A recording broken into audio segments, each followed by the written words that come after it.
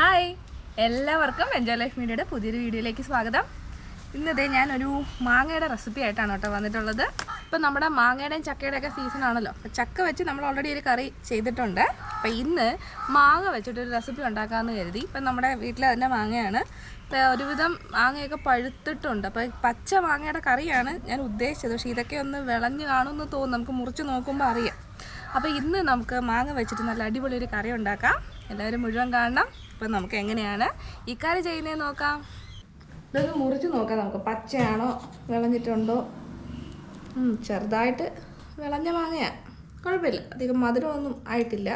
അപ്പോൾ ആദ്യം നമുക്കിതിൻ്റെ തൊലി ഒന്ന് ചെത്തി മാറ്റണം. തൊലി നമുക്ക് ആവശ്യമില്ല.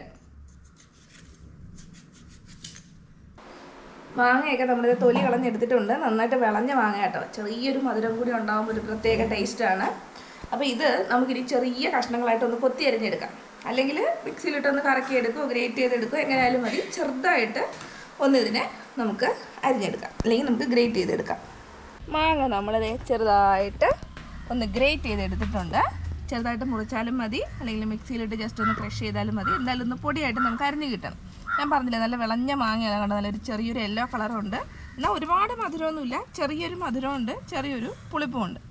അപ്പോൾ ഇതിന് നമുക്ക് വേണ്ടത്, പിന്നെ നമുക്കത് ചെറിയ ഉള്ളി, ചെറുതായിട്ട് അരിഞ്ഞെടുത്ത ചെറിയ ഉള്ളി, പിന്നെ നമ്മുടെ എരിവിനനുസരിച്ചിട്ട് പച്ചമുളക് ഒരു 4-5 എണ്ണം.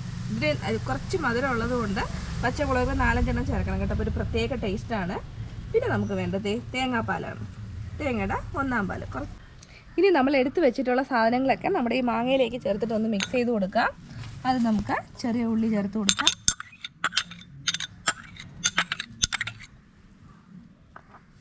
പിന്നെ പച്ചമുളക് ചേർക്കാം.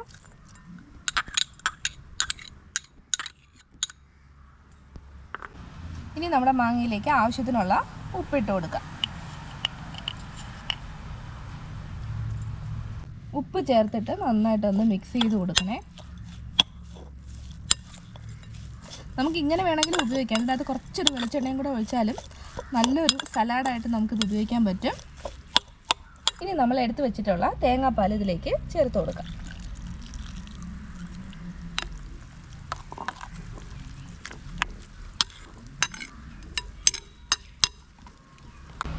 തേങ്ങാപ്പാൽ ചേർത്ത് കൊടുത്തിട്ട് നന്നായിട്ടൊന്ന് ഇളക്കി കൊടുക്കാം. എല്ലാം കൂടി നന്നായിട്ടൊന്ന് മിക്സ് ആവണമല്ലോ. പച്ച മാങ്ങ കറി ഇനി അവസാനമായിട്ട് നമുക്കൊന്ന് താളിച്ചെടുക്കണം. അപ്പോൾ അതിന് വേണ്ടി ഞാനൊരു പാൻ വെച്ചിട്ടുണ്ട്. അതിലേക്ക് നമുക്ക് എണ്ണ ഒഴിച്ചു കൊടുക്കാം. അതിൻ്റെ മുകളിൽ നിൽക്കത്തക്ക രീതിയിലുള്ള എണ്ണ ഒഴിച്ചു കൊടുക്കണം. എണ്ണ നന്നായിട്ട് ചൂടായിട്ടുണ്ട്. നമുക്ക് കടുകിട്ട് കൊടുക്കാം. ഇതിൻ്റെ കൂടെ തന്നെ നമുക്ക് കുറച്ച് ഉലുവയും കൂടി ചേർത്ത് കൊടുക്കാം. ഒരല്പം മതിയാവും. ഇനി നമുക്ക് പച്ചമുളക് ചേർക്കാം.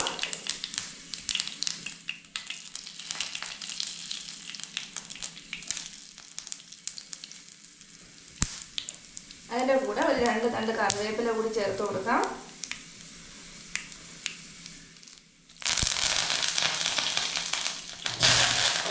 പിന്നെ ഒരു 2 ചെറിയ ഉള്ളി ഒന്ന് ചെറുതായിട്ട് മുറിച്ച്,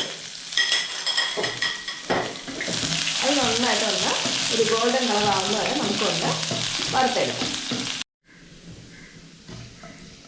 ഉള്ളി നന്നായിട്ട് മൂത്തിട്ടുണ്ട്. നമുക്കിനി ഫ്ലെയിം ഓഫ് ചെയ്തിട്ട് ഇത് നമ്മുടെ മാങ്ങാ കറിയിലേക്ക് ചേർത്ത് കൊടുക്കാം.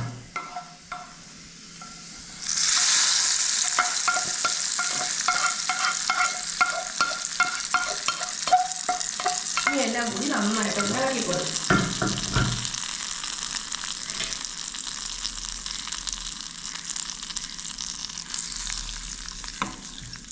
അങ്ങനെ നമ്മുടെ മാങ്ങാക്കറി റെഡി ആയിട്ടുണ്ട്. നമുക്കൊന്ന് ടേസ്റ്റ് ചെയ്ത് നോക്കാം.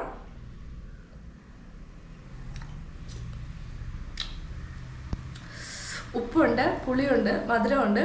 ഒരു പ്രത്യേക ടേസ്റ്റാണ്. നമുക്ക് എന്താ പറയുക, സലാഡായിട്ടോ കറിയായിട്ടോ ചോറിലൊക്കെ ഒഴിച്ച് കൂട്ടിയാൽ നല്ല കിടിലൻ ടേസ്റ്റ് ആയിരിക്കും. എല്ലാവരും മറക്കാതെ ചെയ്ത് നോക്കണം. നിങ്ങളുടെ അഭിപ്രായങ്ങൾ അറിയിക്കണം. പുതിയൊരു വീഡിയോയിൽ നമുക്ക് വീണ്ടും കാണാം. അതുവരെ ബൈ ബൈ.